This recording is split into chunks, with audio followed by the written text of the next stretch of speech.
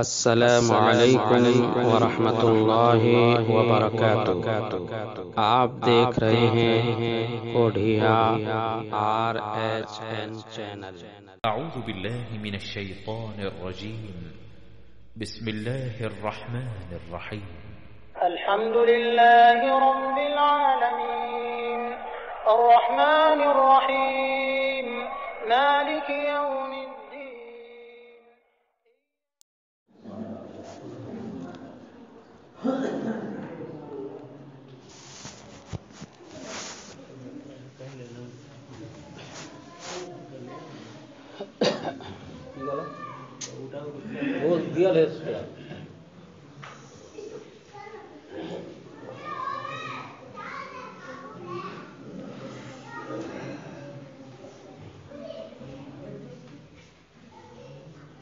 إن الحمد لله نحمده ونستعينه ونستغفره ونؤمن به ونتوكل عليه ونعوذ بالله من شرور أنفسنا ومن سيئات أعمالنا، من يهده الله فلا مضل له ومن يضلل فلا هادي له،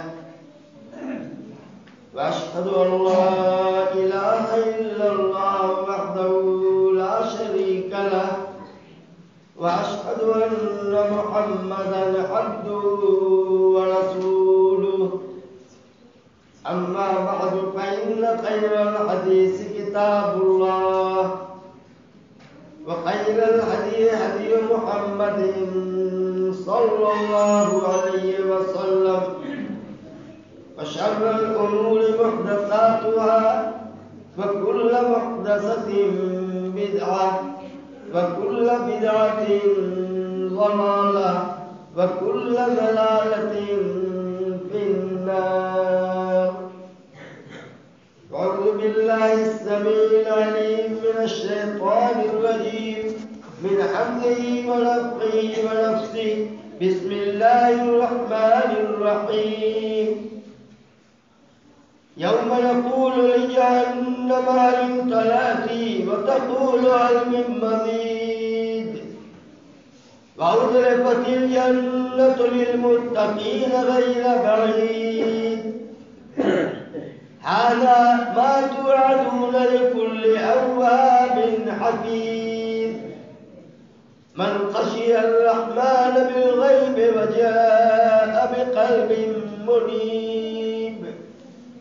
ادخلوها بسلام، ذلك يوم الخلود، لهم ما يشاءون فيها ولدينا مزيد. وقال الله سبحانه عز وجل في مقام آخر: إن أول بيت وضع للناس ببكة. وقال في موضع آخر: وإذ يرفع إبراهيم القواعد من البيت وإسماعيل ربنا تقبل منا إنك أنت السميع العليم.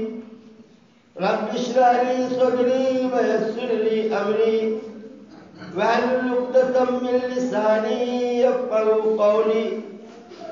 سبحانك لا علم لنا إلا ما علمتنا إنك أنت العليم الحكيم. رب زدني علما.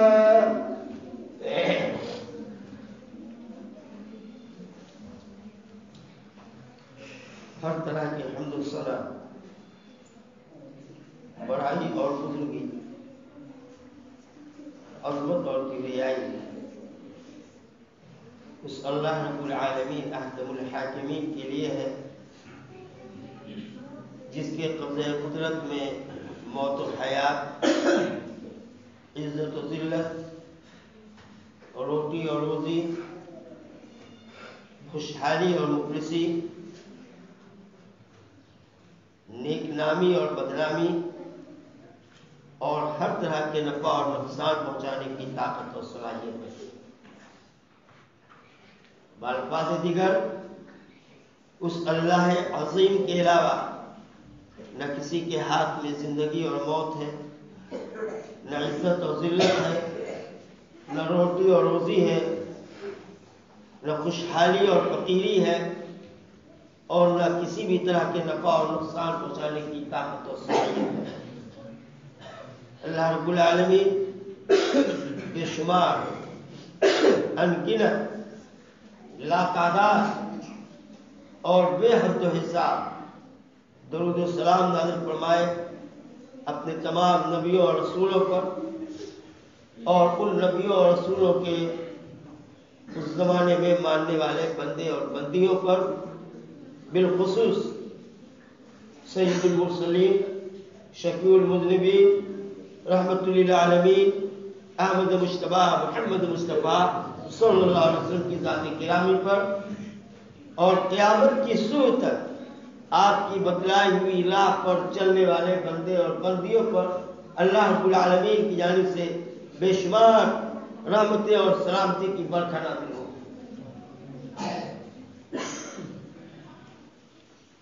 برادران اسلام، تقریباً 30-35 سال قبل میں شہر مدھوپور جامعہ رحمانیہ میں ایک لمبے عرصے تک میں نے الحمدللہ اس جامعہ کی خدمت انجام دی، لیکن آپ کا علاقہ اتنا قریب ہونے کے باوجود بھی مجھے آپ سے گفتگو کرنے کی سعادت آج پہلی مرتبہ حاصل ہو رہی ہے۔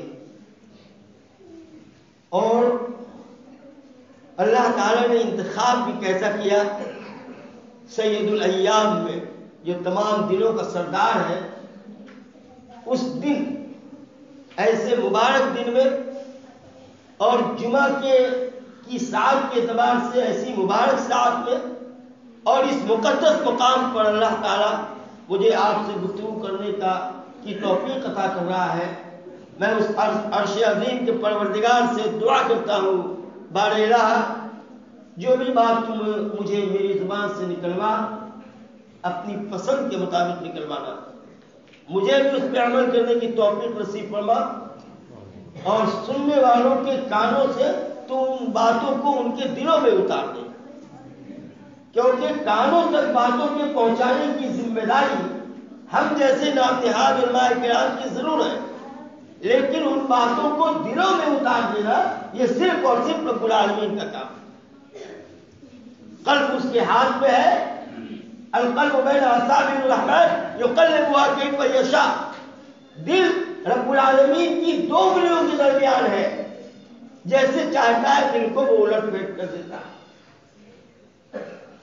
اللہ رب العالمین توفیق اس بات کی عطا فرمائے کہ جو باتیں اس کی مرضی کے مطابق ہو، ان باتوں کو اللہ رب العالمین ہم سب لوگوں کی عملی زندگی میں نافذ و داخل کر دے۔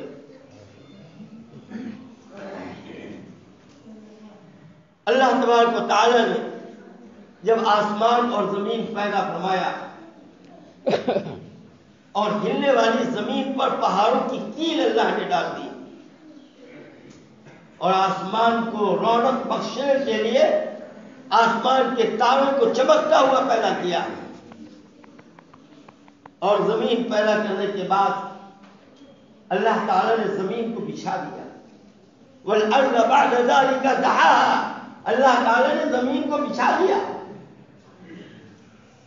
تو اس زمین پر انسانوں کو بھیجنے سے پہلے اتنی لمبی چوڑی زمین میں اللہ تعالیٰ نے ایک جگہ چن لیا، ایک جگہ انتخاب کر لیا، اور اس جگہ پر اللہ تعالیٰ نے ایک مکان بنوایا، ایک گھر اللہ تعالیٰ نے تعمیر کرایا۔ کہاں اللہ تعالیٰ نے وہ گھر تعمیر کرایا؟ قرآن مجید نے اس کی گواہی دیتے ہوئے کہا، ان اول بیت وضع للناس ببکہ، اللہ تعالیٰ نے وہ گھر سب سے پہلے شہر مکہ میں تعمیر کرایا، جس کو بیت اللہ الحرام کہتے ہیں، خانہ کعبہ کہتے ہیں۔ کس کے ذریعے تعمیر کرایا؟ انسان کی اس دنیا میں تھے نہیں. بخاری شریف، امام بخاری رحمۃ اللہ علیہ کی بڑی مشہور کتاب ہے. اس کی عربی زبان میں بہت سی شرح ہوئی ہے. ایک شرح اس کی قسطلانی ہے. علامہ قسطلانی رحمۃ اللہ علیہ فرماتے ہیں کہ اللہ تعالیٰ نے اس مکان کی تعمیر سب سے پہلے فرشتوں کے ذریعہ کرائی، اور اللہ تعالیٰ کی بے شمار مخلوقات میں دو ہی مخلوق ایسی ہے جو ہر طرح کے گناہ سے پاک و صاف ہے. ایک فرشتے، ان سے بھی کوئی غلطی، کوئی گناہ، کوئی قصور سرزد نہیں ہوتا ہے. اور ایک نبی کی ذات ہے، وہ بھی معصوم الخطا ہے. اسی لیے نبی کے قول کے مقابلے میں کسی کی بھی بات سامنے آ جائے اور دونوں کی بات اگر ٹکرا جاتی ہے تو نبی کی بات کو سینے سے لگا لیا جاتا ہے، عمل میں داخل کر لیا جاتا ہے، اور دوسرے کی بات کو دیوار پہ مار دیا جاتا ہے. کیونکہ نبی ایسی ذات ہے کہ اس سے غلطی کا امکان ہی نہیں ہے. تو اللہ تعالیٰ نے اس گھر کی تعمیر کے لیے سب سے پہلے فرشتوں کا انتخاب کیا، یعنی ایسی مقدس مخلوق جس سے گناہ کا تصور بھی نہیں ہو سکتا ہے، ایسی مقدس مخلوق کے ذریعہ اللہ نے اس مقدس گھر کی تعمیر کرائی، جس گھر میں صرف 2 رکعت نماز ادا کر لیا جائے تو عام مسجدوں میں 1 لاکھ رکعت کا جو ثواب ہوگا، اس گھر میں صرف 2 رکعت کی نماز پڑھنے پر 1 لاکھ رکعت کی نماز کے برابر ثواب اللہ رب العالمین عطا کریں گے. اللہ رب العالمین نے جن کو توفیق دے دی ہے نمازوں کی ادا کرنے کی، اللہ تعالیٰ اپنے وعدے کے مطابق پورا اجر اللہ تعالیٰ ان کے حصے میں داخل فرما دے. اور جن کو اللہ تعالیٰ نے اب تک محروم رکھا ہے، اللہ رب العالمین اپنی قدرت کاملہ اور قدرت کاملہ سے کام لے کر مجبور سے مجبور ترین انسان کو بھی اس بات کی توفیق عطا فرما دے کہ حرمین کی زیارت اور وہاں کے سجدے نصیب ہو جائے، اور وہ سجدے اللہ رب العالمین کے یہاں قبولیت کی مہر لگ جائے. تو اللہ تعالیٰ نے اس گھر کی تعمیر سب سے پہلے فرشتے کے ذریعہ کرائی. لیکن کوئی بلڈنگ بنتی ہے، کوئی عمارت بنتی ہے اور اس کے بنے ہوئے ایک زمانہ گزر جاتا ہے تو وہ عمارت کچی ہونے لگتی ہے، بوسیدہ ہونے لگتی ہے، خستہ ہونے لگتی ہے، اس میں مرمت کی ضرورت پیش آتی ہے، اور کبھی کبھی اس کو جڑ سے، بنیاد سے بنانے کی ضرورت پیش آتی ہے. تو جب اس گھر کو دوبارہ تعمیر کرنے کی ضرورت پیش آئی تو اللہ تعالیٰ نے یہ خدمت حضرت شیث علیہ السلام سے لیا،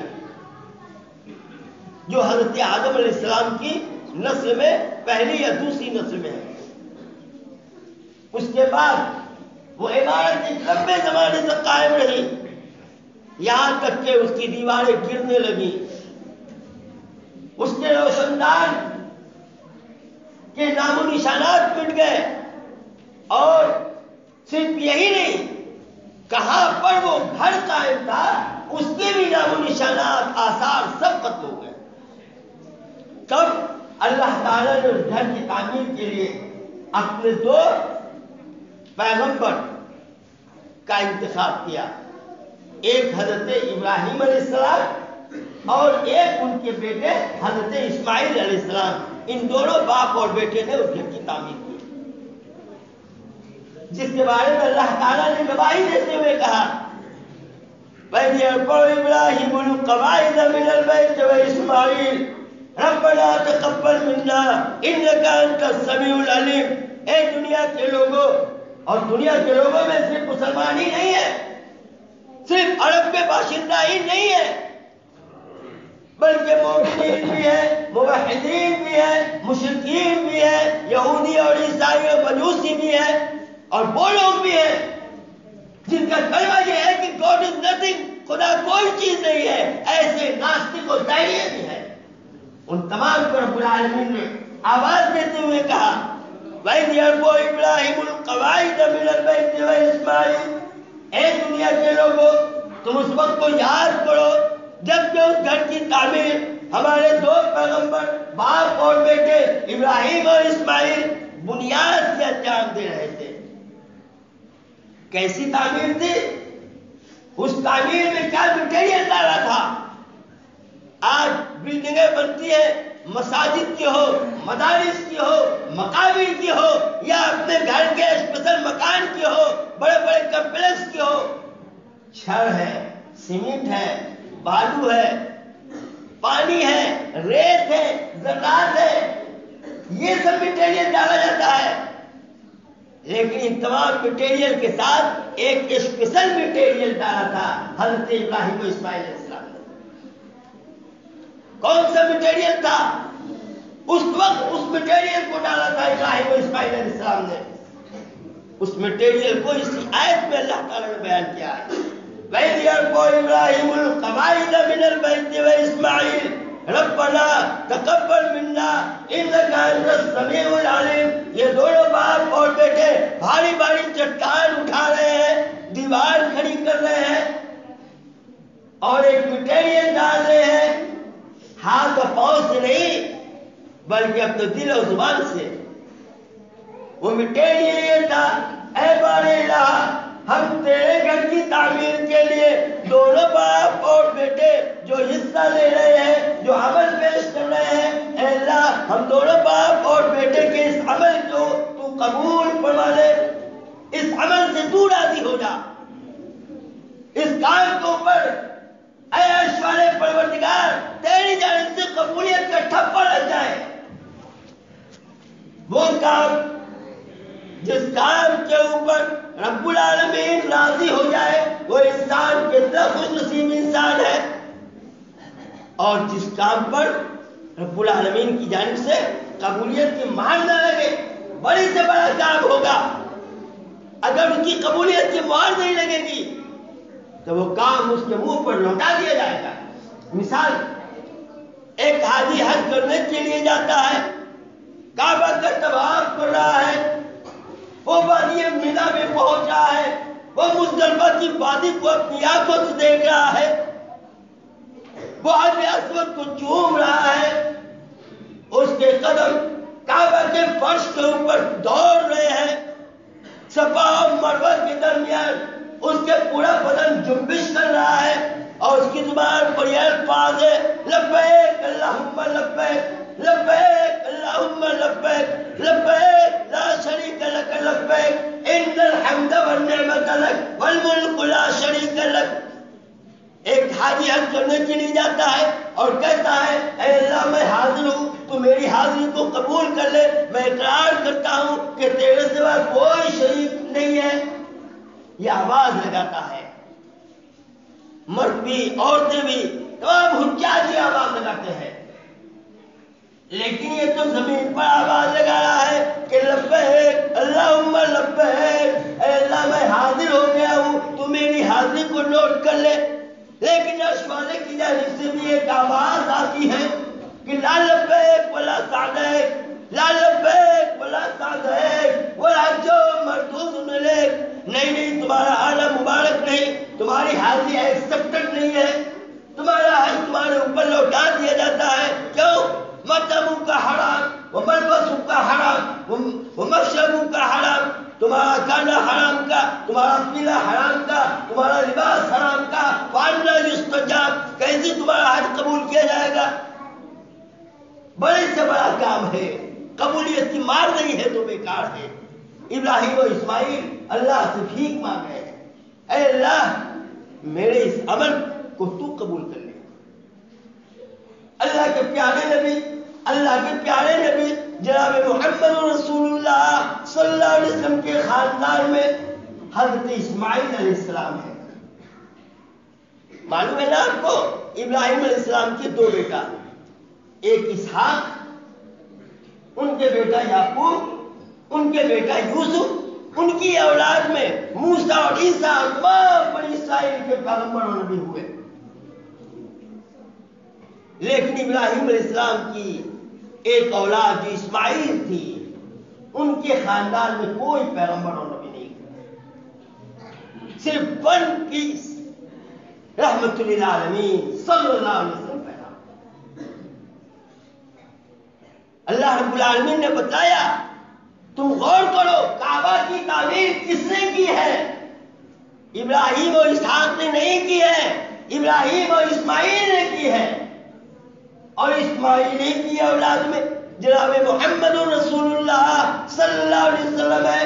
بتاؤ تمہاری حیا کو کیا ہو گیا ہے، تمہاری غیرت کو کیا ہو گیا ہے، اور تمہاری اخلاق پر کیسے گپا لگ گیا ہے کہ جن کے پرکھوں نے اس کعبہ کی تعمیر کی تھی، انہی کی نسل میں ہمارا پیغمبر جب کعبے میں آتا ہے تو تم اس انتظار میں رہتے ہو کہ وہ سجدے میں جائے گا تو ہم اس کی پیٹھ پر اونٹ کی اوڑھیاں ڈال دیں گے۔ اے لوگوں، تم نے تو یہ کام کر دکھلایا، میرے نبی نے تمہارے اس فعل کو برداشت کر لیا، لیکن تم سے برداشت نہیں ہو سکا۔ میرا نبی جب گھر سے آتا تھا تو جس راستے سے آتا تھا تم اس کے راستے میں کانٹے بچھا دیا کرتے تھے۔ میرے نبی نے تمہارے بچھے ہوئے کانٹے کو، تمہارے بچھائے ہوئے کانٹے کو اپنے پاؤں کے تلوے کے اندر اس کی چبھن کو محسوس کیا، لیکن میرے گھر میں آنا بند نہ کیا۔ میرے نبی نے تمہاری تکلیف کو گوارا کر لیا، لیکن تم نے گوارا نہ کیا کہ وہ نبی جن کے پرکھوں نے اس کعبہ کی تعمیر کی تھی وہ اس گھر میں داخل ہو جائے۔ یہاں تک کہ تم سے یہ بھی گوارا نہ ہو سکا کہ جس شہر میں کعبہ تھا اس شہر میں ہمارا نبی اپنے دن اور رات کو گزار سکے۔ اس نبی کو مجبور ہونا پڑا کہ جس شہر میں کعبہ تھا اس شہر کو چھوڑنے پر مجبور ہونا پڑا۔ ہجرت کیا نا آپ نے مکہ سے مدینہ، مکہ سے مدینہ ہجرت کر لیا۔ ہجرت کا سفر بڑا تاریخی سفر ہے۔ اللہ کے نبی علیہ السلام نے زندگی میں تو بہت سے سفر کیے، لیکن آپ کی زندگی کا 2 سفر بہت ممتاز، مشہور اور تاریخی سفر ہے۔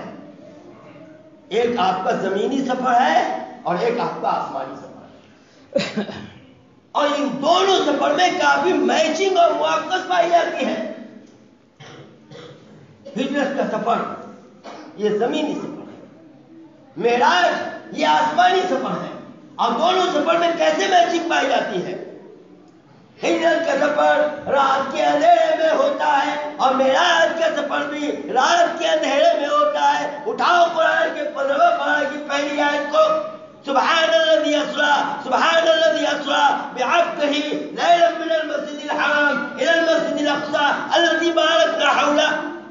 وہ ذات پاک ہے جو راتوں رات اپنے نبی کو اس نے سیر کرائی ہے، رات میں یہ سفر ہوا ہے۔ ہجرت کے سفر میں اللہ کے نبی کے ساتھ کون تھے؟ ابو بکر صدیق رضی اللہ تعالیٰ، ہے نا؟ حضرت ابو بکر صدیق رضی اللہ تعالیٰ کے متعلق پوری امت کا مجموعی اجتماعی فیصلہ ہے کہ اس محمد کی امت میں سب سے افضل ترین انسان اگر کوئی ہو سکتا ہے تو وہ ذات ابو بکر صدیق کی ذات ہے۔ گویا ابو بکر صدیق تمام انسانوں کے سردار ہے۔ یہ ہجرت کے سفر میں آپ کا ہم سفر وہ ہوتا ہے جو تمام انسانوں کا سردار ہے، اور آسمان کے سفر میں آپ کا ہم سفر وہ ہوتا ہے جو تمام فرشتوں کا سردار ہے، جبریل امین۔ اگر میں اس کے بارے میں تفصیلی گفتگو کروں گا تو خطبے کا وقت بھی ختم ہو جائے گا اور موضوع بہت دور تک پھیل جائے گا، اس لیے میں نے صرف اشارے کے چند چھینٹے آپ کو ڈالے ہیں، بات آگے بڑھا رہا ہوں میں۔ جناب محمد رسول اللہ صلی اللہ علیہ وسلم مکہ سے مدینہ جاتے ہیں، درمیان میں ایک جگہ آپ اسٹاپ کرتے ہیں، غار ثور میں 3-4 دن آپ ٹھہرتے ہیں غار ثور میں، گویا ہالٹ کرتے ہیں غار ثور میں۔ مکہ سے نکلے مدینہ پہنچنے سے پہلے درمیان میں غار ثور میں ہالٹ کرتے ہیں۔ اللہ کے نبی جناب محمد رسول اللہ صلی اللہ علیہ وسلم بھی معراج کے سفر میں مکہ سے سفر شروع ہوتا ہے اور سدرۃ المنتہا اور اس سے اوپر قاب قوسین کی وادی تک پہنچتا ہے. لیکن اس سفر میں بھی ایک جگہ آپ بیچ میں کہاں؟ مسجد اقصی میں، جہاں تمام نبیوں کی آپ امامت فرما رہے ہیں. یہ ہالٹ ہوتا ہے. اللہ کے نبی جناب محمد رسول اللہ صلی اللہ علیہ وسلم مدینہ جاتے ہیں. کچھ آپ کے ساتھ مکہ کے مہاجرین ہیں اور کچھ مدینے کے انصار ہیں جنہوں نے اسلام قبول کیا ہے. کوئی کسی کو نہیں پہچان رہا ہے، صرف مدینہ والوں نے سنا تھا کہ مکہ کے کچھ مہاجرین نے اسلام قبول کیا ہے اور کچھ مہاجرین کو معلوم تھا کہ مدینے کے انصاریوں نے بھی کچھ اسلام قبول کیا ہے. صرف سنی سنائی بات تھی، چہرے سے نہیں تھا. اللہ کے نبی جناب محمد رسول اللہ صلی اللہ علیہ وسلم ایسے نئے ماحول میں دعوت کا کام کیسے شروع کرتے ہیں؟ آپ انصار و مہاجرین کو اکٹھا کرتے ہیں اور انصار و مہاجرین کو اکٹھا کرنے کے بعد آپ ان کے سامنے تقریر فرماتے ہیں. اے لوگوں، یہ سب سے پہلی تقریر ہے، سب سے پہلا خطاب ہے، سب سے پہلا خطبہ ہے جناب محمد رسول اللہ صلی اللہ علیہ وسلم کا، جو آپ نے مکہ سے مدینہ ہجرت کرنے کے بعد سب سے پہلی تقریر فرمائی ہے. امام بخاری رحمۃ اللہ علیہ نے اس تقریر کو نوٹ کیا ہے. آپ فرماتی ہیں یا ایھا الناس افشوا السلام واتموا الطعام وصلوا الارحام وصلوا باللیل والناس نیام تدخلوا الجنۃ بسلام. اے لوگوں، تم سلام کو پھیلاؤ. ایک حدیث میں آتا ہے، امام بخاری رحمۃ اللہ علیہ نے اس حدیث کو دوسری جگہ نوٹ کیا ہے. فرماتے ہیں سلام کیسے پھیلاؤ؟ علی من عرفت ومن لم تعرف، جس کو تم پہچانتے ہو اس کو بھی سلام کرو اور جس کو تم نہیں پہچانتے ہو اس کو بھی سلام کرو، تب نہ سلام پھیلے گا. دوسری بات آپ فرماتے ہیں واتموا الطعام، اے لوگوں تم لوگوں کو کھانا کھلاؤ، اور اگر کھانا کھلانے کا موقع نہ ملے تو کیا کرو؟ الادب المفرد میں امام بخاری رحمۃ اللہ علیہ نے ایک حدیث نوٹ کی ہے. فرماتے ہیں تحادوا تحاکوا، ایک دوسرے کو تحفہ دیا کرو، ہدیہ دیا کرو، گفٹ دیا کرو، اس سے محبت بڑھے گی. آزما کر دیکھو، تمہارا شدید سے شدید ترین مخالف ہو، تم اس کے سینے سے نفرت کو کم کرنے کے لیے اس کو بار بار تحفے دیتے رہو. تمہارا یہ تحفہ دینا اس کے سینے کے نفرت کی دھول کو صاف کرتا رہے گا. وقت بڑی تیزی سے آگے بڑھ گیا. تیسرا پیغام آپ سناتے ہیں وصلوا الارحام، اے لوگوں تم رشتے ناتوں کو جوڑا کرو. اور پتا ہے انسانوں میں تو رشتے بے شمار ہیں، گن نہیں سکتے ہیں، لیکن سارے رشتے کی بنیاد تین طرح سے چلتی ہے.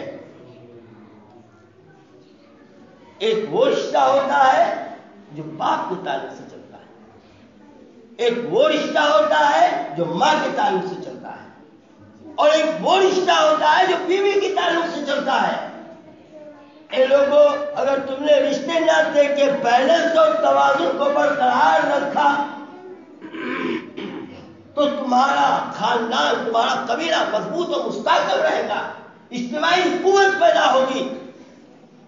اور اجتماعی قوت میں اس کے کتنے بہترین نتائج پیدا ہوتے ہیں، اس پر روشنی ڈالنے کا موقع. چوتھی چیز آپ فرماتے ہیں وصلوا باللیل والناس نیام، جب سارے لوگ سوئے ہوئے ہو اس وقت میں تم اٹھ کر اپنے رب کی یاد کرو، ہے نا؟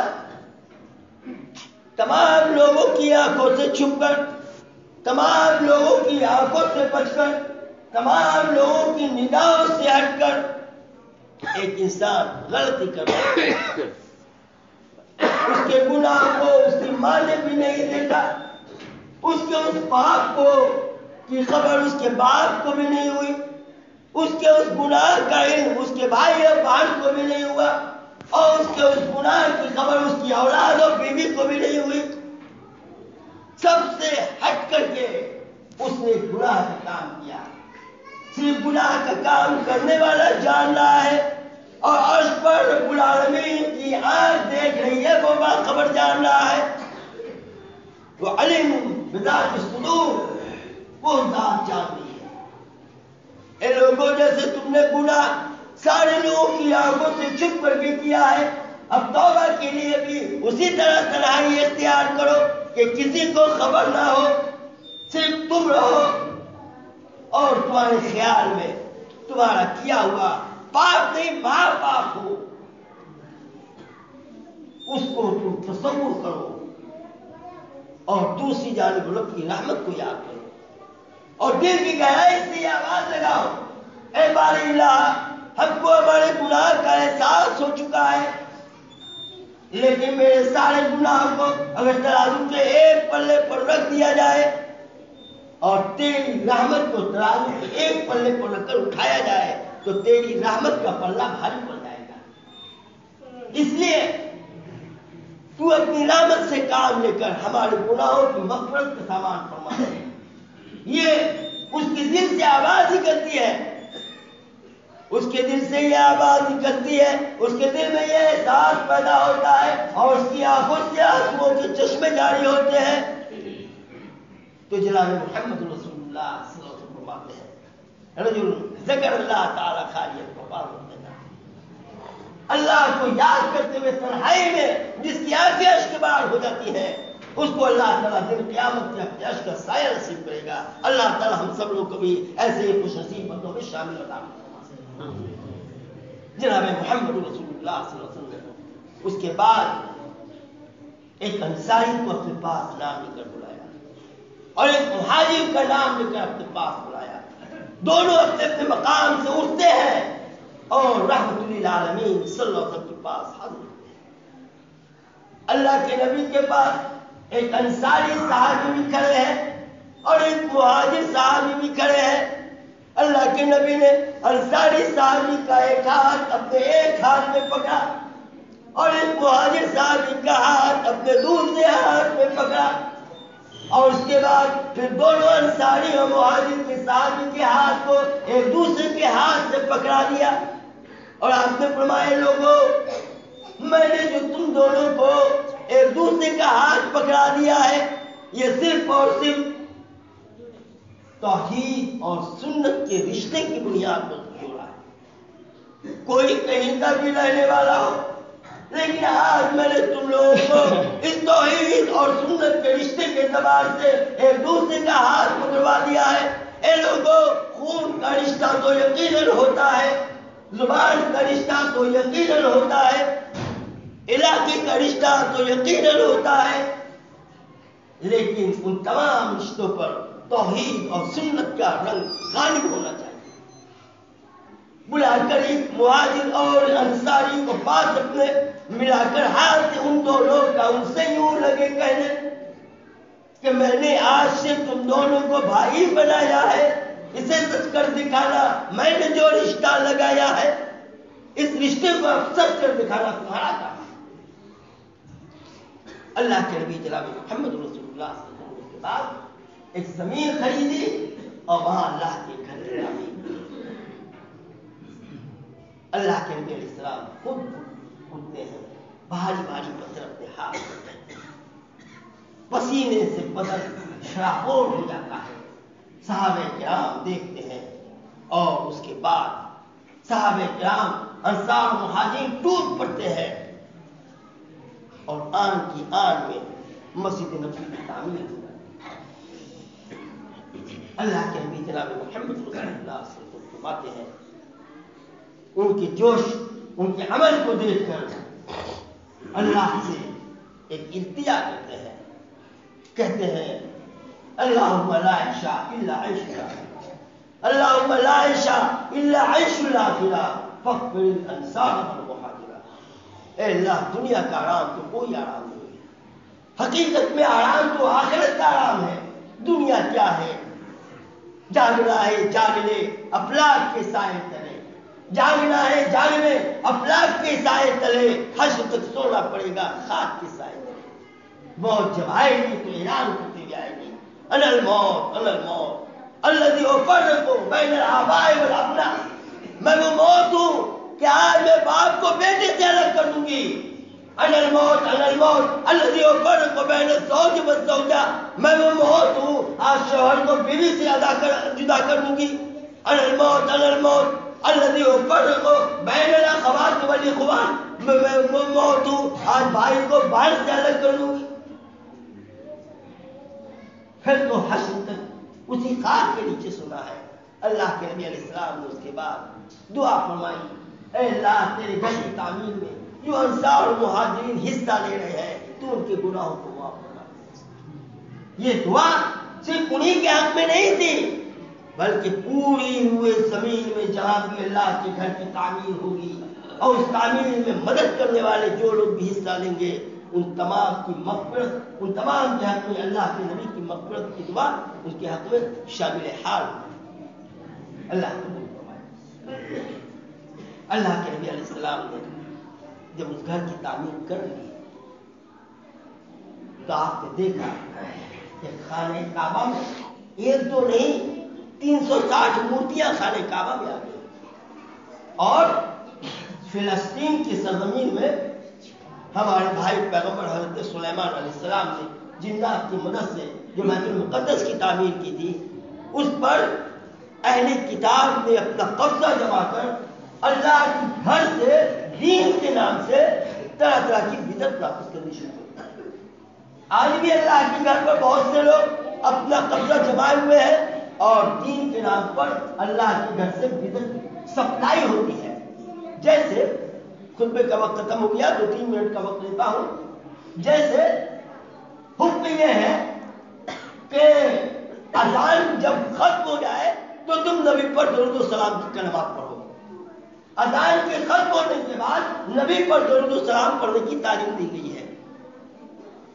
لیکن بدعت تو اسی کا نام یہ ہے کہ اپنی طرف سے کچھ جوڑ دیا جائے، جوڑ گھٹاؤ اپنی طرف سے کر لیا جائے، ضرب تقسیم کر لیا جائے۔ اذان ختم ہو جائے تب نبی پر درود و سلام پڑھو، اور یہاں اذان کے شروع ہونے سے پہلے ہی یا نبی سلام علیہ کا شروع کر دیتے ہیں۔ تو اللہ کے نبی علیہ السلام نے دیکھا کہ خانہ کعبہ میں شرک آ گیا، بیت المقدس میں بدعت آ گئی۔ ایسا نہیں کہ میں نے بھی جو مسجد نبوی کی تعمیر کی ہے یہاں بھی شرک و بدعت کا داخلہ ہو جائے۔ اس کی بندش کے لیے آپ نے مسجد کے بازو میں ایک اونچی سی جگہ تھی، وہاں آپ نے ایک مدرسہ قائم کر دیا اور اس میں معلم کی حیثیت سے خود جناب محمد رسول اللہ آخری جملہ کہہ کر اپنی بات کو میں ختم کرنا چاہتا ہوں کہ اس مدرسے کے معلم جناب محمد رسول اللہ سے اور اس میں تعلیم حاصل کرنے والے کیسے کیسے بڑے بڑے صحابہ کرام۔ تو جس مدرسے کا معلم، جس اسکول کا ٹیچر، جس کالج کا پروفیسر اور جس یونیورسٹی کا وائس چانسلر جتنا باصلاحیت ہوتا ہے اس کا پروڈکٹ بھی اتنا ہی باصلاحیت ہوتا ہے۔